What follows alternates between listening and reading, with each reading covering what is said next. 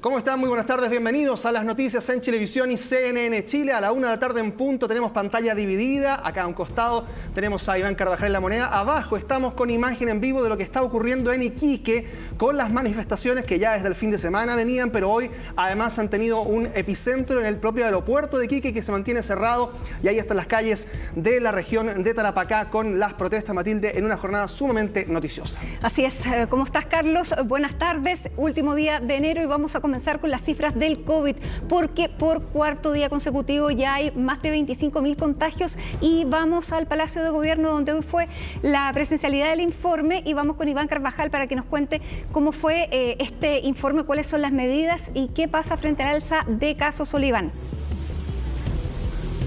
¿Cómo están? Muy buenas tardes. Un informe que estamos esperando. Es un día especial porque claramente el reporte presencial de las autoridades está concitando cada vez más la atención, digamos, cada vez más de la gente por los altos números de contagios que tenemos. Tú lo decías, nuevamente un día por sobre los 20.000 casos. El fin de semana rozamos los 30.000 y todo indica que podríamos llegar a tener cifras de entre 40.000 y 70.000, según lo dijo el propio ministro de Salud anoche en Tolerancia Cero. Así que es un reporte esperado. Vamos a ver si es que se pueden aplicar nuevas medidas o la estrategia va a seguir tal cual ha sido hasta este minuto, más allá de el plan paso a paso. Claramente eso es lo que estamos pensando. Así que el reporte está por comenzar. Hoy estuvo encabezado por el presidente, pero no desde el Palacio de la Moneda. Recordemos que él inició sus días de vacaciones, estuvo el comité COVID sesionando y vamos a ver entonces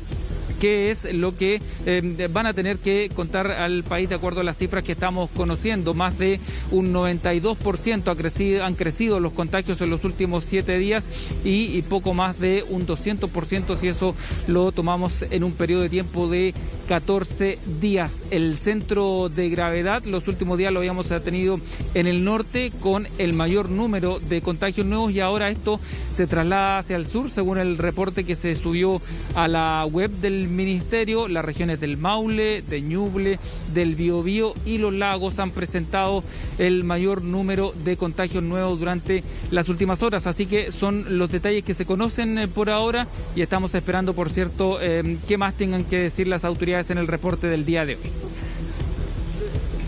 Sí, ahí estamos entonces a la espera de eso. Recordemos que la positividad se mantiene en el 19,79%, que sigue siendo una tendencia dentro de un fin de semana en que estuvo con cifras más altas, una positividad cercana a esa misma cifra, pero donde hay, claro, preocupación respecto de lo que va a ocurrir con miras a este segundo mes de vacaciones, Matilde. Exactamente, y en referencia a las camas críticas, que es lo que más preocupa, porque cuando se tensiona y cuando ya se empieza a sobrecargar el sistema de salud, es esa la preocupación y donde apuntan las autoridades. Sin embargo, ayer también el ministro París en Tolerancia Cero decía que el R que es el número que indica a cuántas personas cada uno puede contagiar. Bueno, efectivamente el R ya está bajando un poco, lo que podría marcar algún indicio. No dijo una tendencia, así que hay que mantener todavía las alertas, pero podríamos ver durante esta semana, Iván, si efectivamente este R baja, lo que daría cuenta entonces de que ya habríamos llegado a la cifra más alta y comenzaría el descenso, que en otros lugares ha sido bastante rápido, Iván, así que esperamos que eso también se repita. Mientras revisamos aquí las cifras, ahí lo decíamos, 26.244 casos nuevos, una positividad ligeramente inferior a lo que hemos visto el fin de semana, es un 19,79%. Hay 119.331 casos activos, ellos son los que pueden contagiar. Y hay 316 camas críticas disponibles. Lamentamos el día de hoy la muerte de 37 personas. Sí, dentro del panorama también, y que seguramente se le preguntará a las autoridades, tiene que ver con las regiones que siguen siendo las regiones extremas, aquellas que tienen mayor positividad. En la última semana hablamos de, por ejemplo, Antofagasta, Tarapacá y Magallanes. La región de Arica y Parinacota sale de este listado que había estado la semana anterior, pero sigue siendo, especialmente la región de Magallanes, una de las que está dentro de estas tasas de positividad positividad alta y también en la tasa de incidencia, es decir, de cuántas personas por cada 100.000 habitantes están contagiados. También la región de Magallanes, la de Tarapacá y la de Antofagasta lideran este listado y por lo tanto allí también habrá una preocupación respecto de regiones que no necesariamente tienen la capacidad hospitalaria similar a la de la zona centro. Tal cual. De todas maneras, vamos a esperar durante este informe, Iván, qué es lo que se puede prever en materia de si hay nuevas restricciones. En todo caso, el ministro ayer decía que volver a cuarentenas él lo veía muy poco posible. Pero ya tenemos, parece, el balance. Vamos con ello. Informe sobre la evolución de la pandemia por COVID-19 en Chile. Siempre voy a agradecer a los medios comunicacionales de La Moneda y del Ministerio de Salud y obviamente a los canales de televisión y a las radios de todo Chile que voluntariamente se unen a esta transmisión, que para nosotros es muy importante.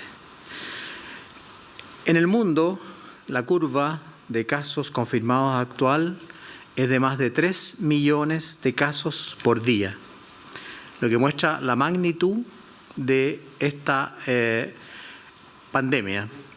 Es una cifra récord que no se había visto con las otras variantes y evidentemente refleja el impacto que ha tenido en el mundo la variable Omicron. Francia ayer, por ejemplo, registró 250.000 casos, Israel 53.000 nuevos casos. Vemos algunos países, sin embargo, como el Reino Unido, que han comenzado a disminuir su cantidad de casos hasta en un 30%. En Sudamérica observamos también el siguiente gráfico y en este gráfico vemos cómo la positividad se mantiene altísima en muchos países de Sudamérica. En primer lugar está Ecuador con un 86% de positividad, le sigue Argentina con un 63% de positividad y en el último lugar está Chile, afortunadamente con un 19,22% de positividad. Por el momento no decimos que esto se vaya a mantener, pero mostramos la positividad más baja de Sudamérica. En cuanto al testeo, que ha sido motivo de discusión y de artículos de prensa, en el testeo nosotros seguimos siendo líderes en Latinoamérica y estamos entre los primeros 24 países del mundo que más testeamos. En el siguiente gráfico podemos observar la cantidad de testeo acumulado de 1.525 test por cada 1.000 habitantes. O sea, muchos habitantes de Chile ya se han hecho por lo menos 2 test, por lo menos. Y en Chile, obviamente, esto es fundamental para nuestra estrategia de testeo, trazabilidad y aislamiento. Chile es el primer país de Sudamérica en este ítem. Le sigue Uruguay, Argentina, Colombia, Brasil, etc. Pero nosotros queremos reforzar esta idea de que estamos haciendo mucho testeo y seguiremos haciéndolo porque es fundamental dentro de nuestras posibilidades para el seguimiento de la pandemia.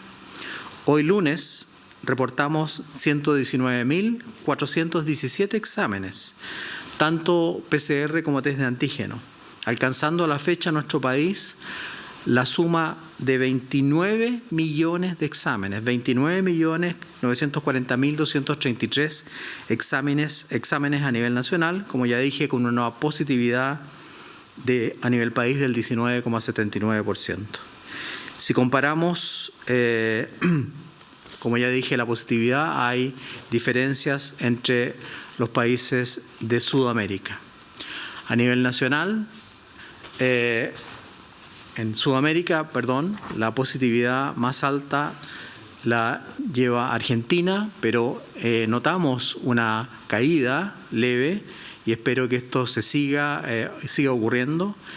En cuanto a positividad, sigue en segundo lugar Colombia, después Uruguay, después Perú y, como ya dijimos, Chile está en el último lugar en cuanto a la positividad diaria de exámenes de PCR en Latinoamérica.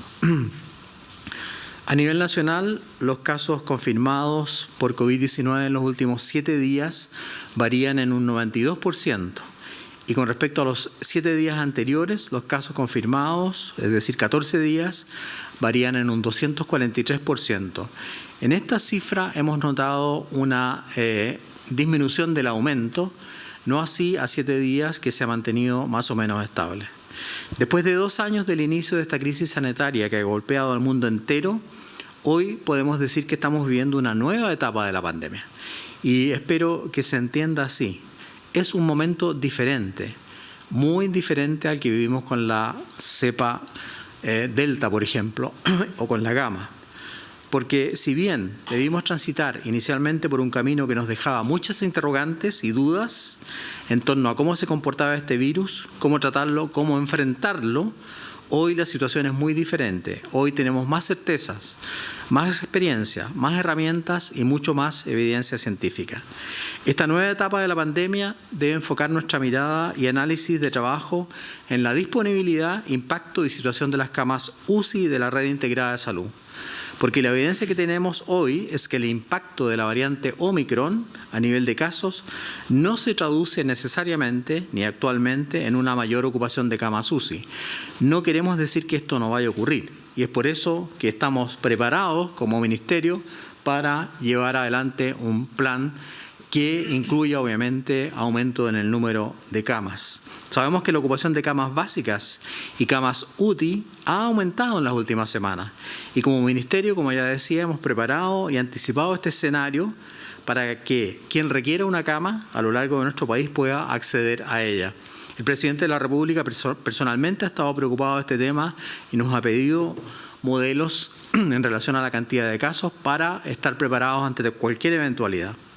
Veamos alguna certeza, además. A través del programa de vigilancia genómica del Ministerio de Salud para el análisis de variantes y linajes activos, secuenciados y genotipificados, según antecedentes clínicos, al día 24 de enero se han analizado 64.752 muestras de casos confirmados de SARS-CoV-2. Del total de casos analizados, se han detectado 54.812 variantes de preocupación, de las cuales Delta fue la mayor, 62%, Gamma 10% y Omicron 10,8% hasta el momento, tomando en cuenta el volumen total de análisis de genotipificación que hemos hecho. Podemos ver las diferencias entre las variantes Gamma, Delta y Omicron. Si vemos los 6.954 casos secuenciados correspondientes a Gamma, 922 personas fueron hospitalizadas. En cambio, de los 7.019 casos que ya hemos detectado y genotipificado de Omicron, solo 64 personas requirieron hospitalización. En cuanto a los ingresos a la UCI, con la variante Gamma, fueron 305 personas. Con la variante Delta, 872 personas. Y con la variante Omicron, hasta el momento, solo han ingresado 12 personas a la UCI con un corte al día 24 de enero. En cuanto a los fallecidos, con fecha de cierre al 24 de enero, de los más de 7.000 casos Omicron incluidos en el informe, lamentamos el fallecimiento de 3 personas. En tanto, por la variante Gamma, la cantidad de fallecidos correspondió, y lo lamentamos, a 352 personas. Con respecto a la vacunación, seguimos avanzando y, evidentemente, quiero destacar la vacunación en niños en menores de edad. En el rango de niñas y niños entre 6 y 11 años de edad, ya tenemos vacunado al 80,7% de la población objetivo con esquema completo de vacunación entre 6 y 11 años de edad. Mientras que entre 12 y 17 años de edad, el esquema completo de vacunación alcanza al 94,58% de la población objetivo. Obviamente que estas son cifras impresionantes y que son cifras muy positivas y que se han demostrado que han permitido, digamos, disminuir la cantidad de pacientes con síndrome pediátrico inflamatorio sistémico, tal como lo ha relatado la Sociedad Chilena de Pediatría. Ayer asistí vía Zoom a una emocionante ceremonia en relación al incendio ocurrido hace un año atrás, me imagino que ustedes recuerdan, del querido Hospital San Borja Arriarán. Nuestro subsecretario subrogante de redes asistenciales se referirá en detalle a aquello. De lo ahí vivido y sufrido ese terrible incendio surge esta reflexión, comillas. Hemos hecho lo humanamente posible durante 2 largos años y seguiremos trabajando con la misma fuerza y dedicación hasta el último día. Y eso se traduce en el heroísmo de los funcionarios de la salud de todo el país y en los esfuerzos que ha desarrollado el equipo del Ministerio de Salud que me honro en presidir. Me impresionaron profundamente los relatos de un maestro de mantención y de una matrona de dicho hospital. Ante tanto esfuerzo, dijo el maestro, comillas, solo faltó la bandera chilena. Y nuestra funcionaria de la maternidad destacó que se trabajó con el corazón. Este es el mensaje, dar todo lo máximo de nosotros y seguir haciendo todo lo humanamente posible para combatir la pandemia y velar por la salud de todos nuestros compatriotas. Y yo sé que ese es el espíritu de nuestros funcionarios de salud, a quien no me cansaré de agradecer. Le cederé la palabra a continuación al subsecretario de Redes Asistenciales, quien nos dará a conocer su visión sobre también el estado de la pandemia en relación, obviamente, a redes asistenciales. Muchas gracias, ministro. Nicolás Duhalde. Muchas gracias, ministro. Muchas gracias por sus palabras al iniciar por el incendio del Hospital San Borja. Antes de comenzar la actualización habitual de la evolución de la pandemia, me gustaría, al igual que el ministro, compartir con ustedes algunas imágenes y relatarles acerca de una fecha muy especial, que sin duda alguna marcó un hito tremendamente relevante en la red asistencial de nuestro país. Ayer se cumplió un año desde el incendio que afectó el Hospital San Borja. Este lamentable hecho ocurrió justo en momentos en que existía una altísima demanda de camas críticas en la red integrada de salud. Durante la mañana del 30 de enero del 2021, 324 pacientes fueron evacuados y trasladados con mucho éxito a distintos recintos asistenciales de toda la región metropolitana. Pese a que el siniestro nos obligó a suspender la habilitación de camas para la hospitalización de pacientes, en menos de 2 meses logramos la reapertura gradual de las unidades de cuidados intensivos para recibir pacientes COVID-19, permitiendo que el recinto fuese nuevamente un aporte que ayudaría a descomprimir todos los establecimientos de la red metropolitana y del país. A un año del incendio y gracias al compromiso, colaboración y vocación de servicio público de todo el personal de salud del Hospital San Borja, Arriarán, ya está alcanzando cifras de consultas y de altas de hospitalización muy similares a las que tenían antes del incendio. Este ha sido un año arduo trabajo que ha requerido el compromiso de todos, de la Subsecretaría de Redes Asistenciales, del Servicio de Salud Metropolitano Central y, principalmente, de todos y cada una de las funcionarias y funcionarios, quienes se han esforzado por recuperar las atenciones y trabajar en la reconstrucción del establecimiento, para que próximamente pueda contar con nuevos y mejores estándares de calidad y seguridad en sus instalaciones. Quisiera, por lo tanto, expresar mi reconocimiento y de los directivos y a todos los directivos y al personal de salud del Hospital San Borja Arriarán. Son ustedes, sí ustedes, que han estado a la altura de los tremendos desafíos que hemos debido enfrentar para restablecer el funcionamiento del recinto en un periodo particularmente complicado para la red asistencial, como fue el año 2021. Estoy convencido que juntos seguiremos entregando la mejor atención de salud y protección a los habitantes de nuestro país. A todos ustedes les quiero dar las gracias por su dedicación y el tremendo esfuerzo que han hecho. En este mismo sentido, nosotros como Ministerio de Salud repudiamos y no permitiremos los ataques que han sufrido el personal de la atención primaria de salud. Es por ello que nos haremos parte de cada una de las querellas cuando sea afectado un funcionario o funcionaria que es amenazado o sufra alguna situación de violencia en nuestro recinto de la red asistencial. No permitiremos ningún tipo de situación de violencia. A continuación, ministro, quisiera entregar las cifras de actualización de la evolución de la pandemia por COVID-19, la cual nos permite dimensionar cuál ha sido el impacto en las unidades de cuidados intensivos de nuestro país. Con respecto a las camas, en la actualidad, el sistema integrado público-privado cuenta con 2.121 camas UCI habilitadas, de las cuales 1.805 se encuentran ocupadas, representando un 85% a nivel nacional. De las aproximadamente 1.800 camas que están siendo ocupadas, 435 corresponden a pacientes COVID-19, lo cual representa el 24% del total de los pacientes hospitalizados. En cuanto a la ocupación de la red integrada de salud público-privada, hoy disponemos de 316 camas críticas disponibles para pacientes que así lo requieran en cualquier parte del territorio nacional.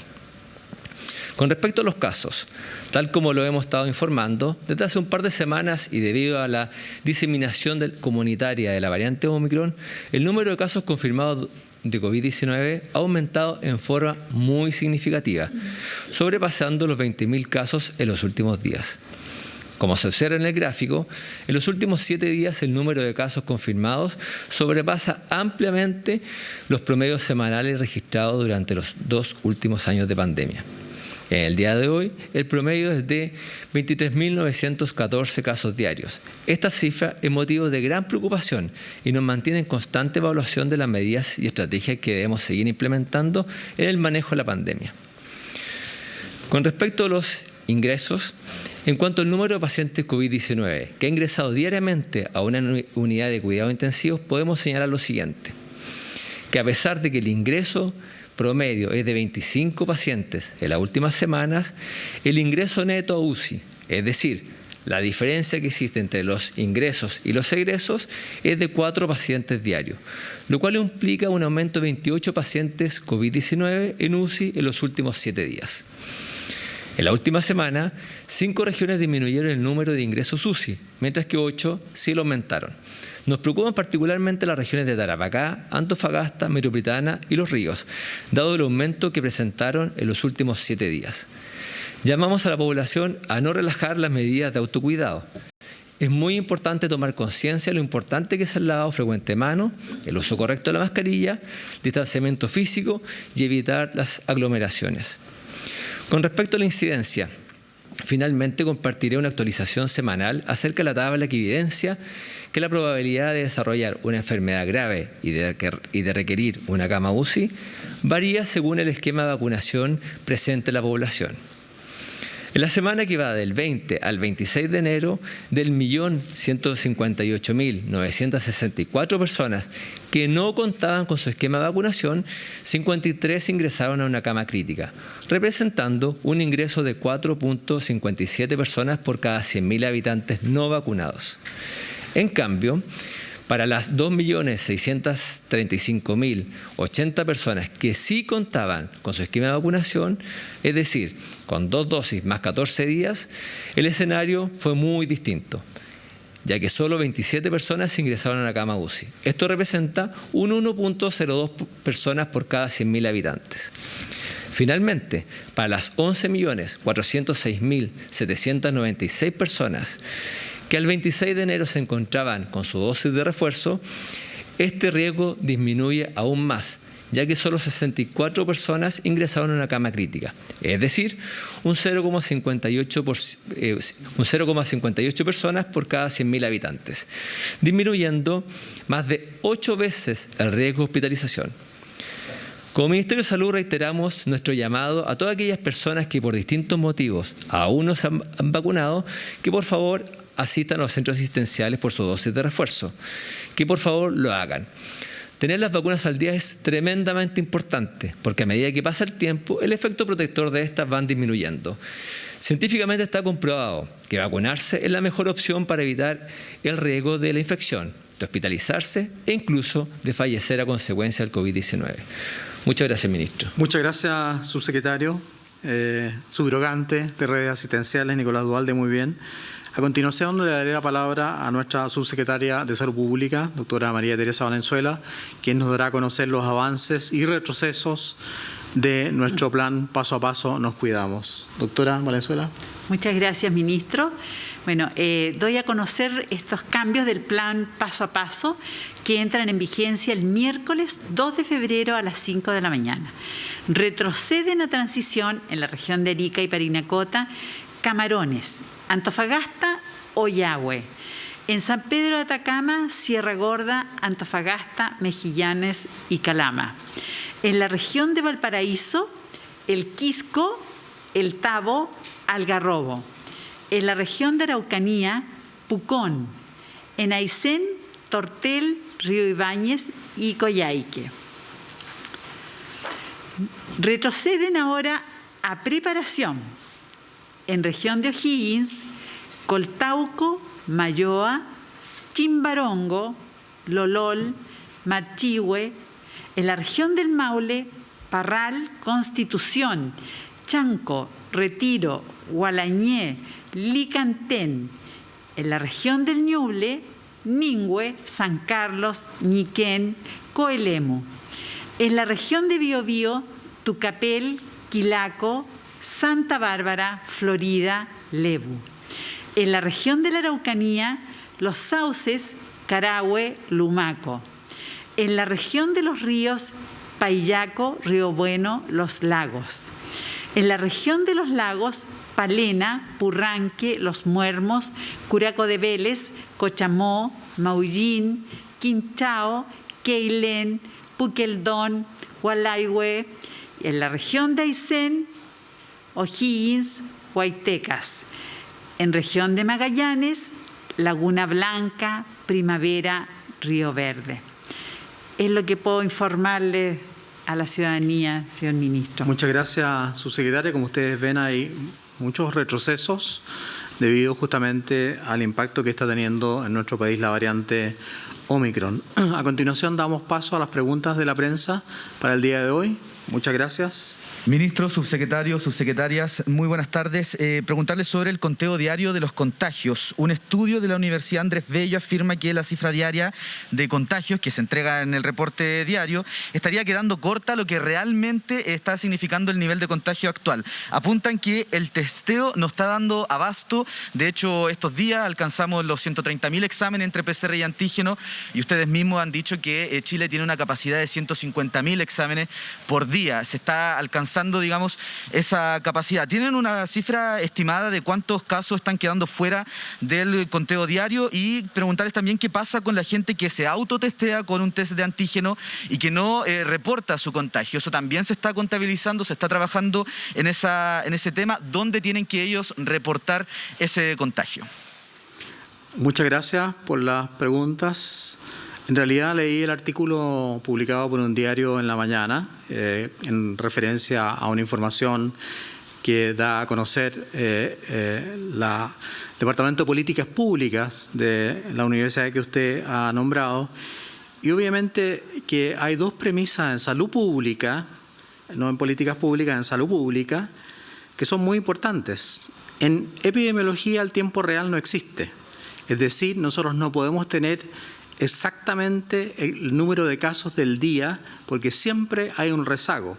Y lo destaca muy bien la doctora Janet Davanch en el mismo artículo y lo destaca muy bien incluso el secretario general del Colegio Médico en el mismo artículo, donde diciendo que obviamente no puede haber una cifra real exacta. Nosotros siempre estamos transmitiendo las cifras reales. Este cálculo que se hace en realidad en relación a lo que podría suceder, el entrevistado dice que habría que testear a todo el país prácticamente, lo cual, como muy bien sabe usted, es imposible.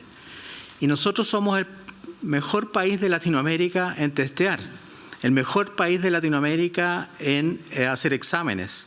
Por lo tanto, obviamente que nos gustaría testear a todo el mundo, pero eso es prácticamente imposible y la doctora Valenzuela lo dice. Ahora, siempre va a haber rezago. Siempre van a haber diferencias entre lo que uno encuentra y lo que realmente existe en la población.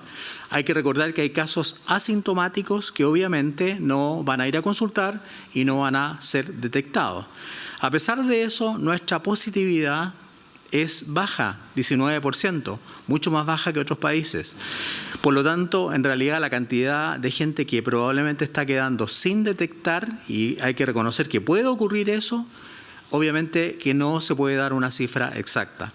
Con respecto a los exámenes de autotesteo, que generalmente son test de antígeno, obviamente que si sale positivo, la persona tiene que concurrir al médico o tiene que concurrir a un centro de salud. ¿Por qué motivo?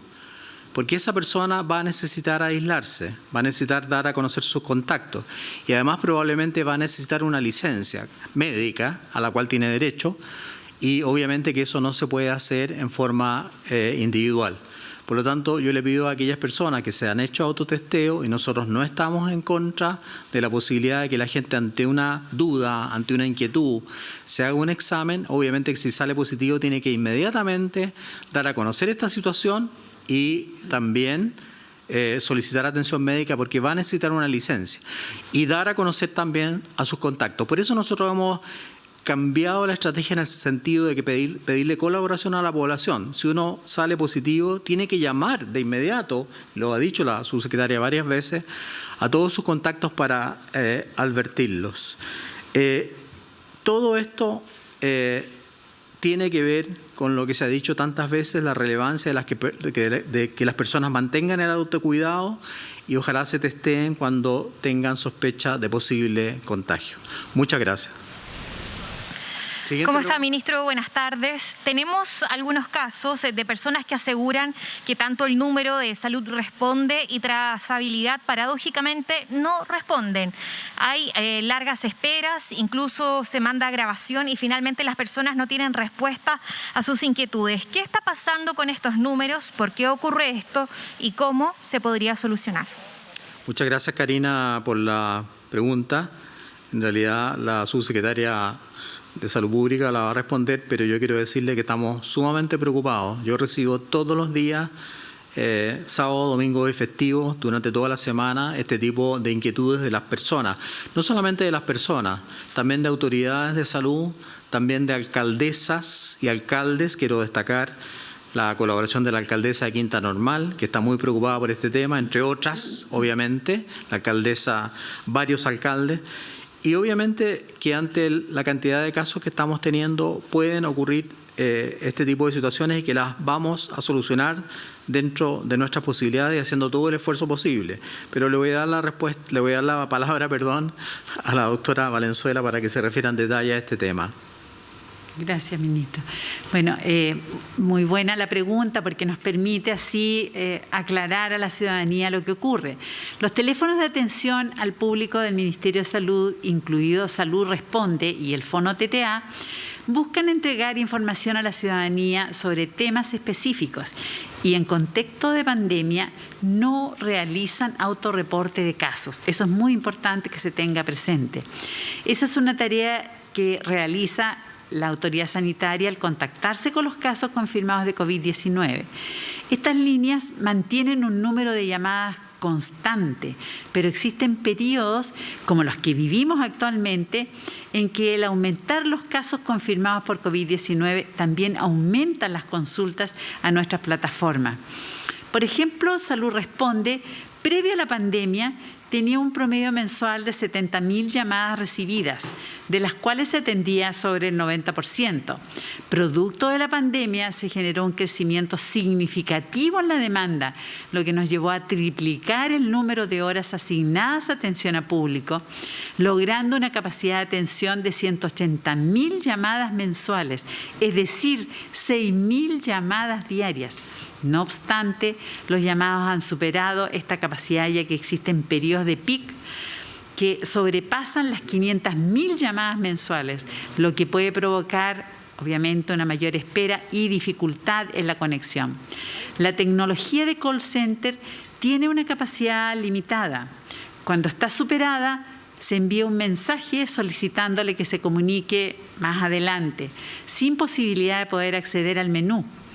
Esto puede ocurrir, no obstante, cuando baja la demanda, el sistema va a volver a funcionar con normalidad. Cabe destacar que existen otros canales y plataformas del Ministerio de Salud para obtener información, como son las páginas web de Salud Responde, Ministerio de Salud y gov.cl, además de las redes sociales que tienen las Ceremis de Salud y del Ministerio de Salud. Ante el aumento de consultas a estos teléfonos es que estamos trabajando en estrategias para canalizar la información a otras plataformas y dejar los fonos solo para las consultas y solicitudes más específicas. Ahí está entonces el reporte del Ministerio de Salud en torno a la pandemia, con 26.244 casos diarios del total de 119.331 activos.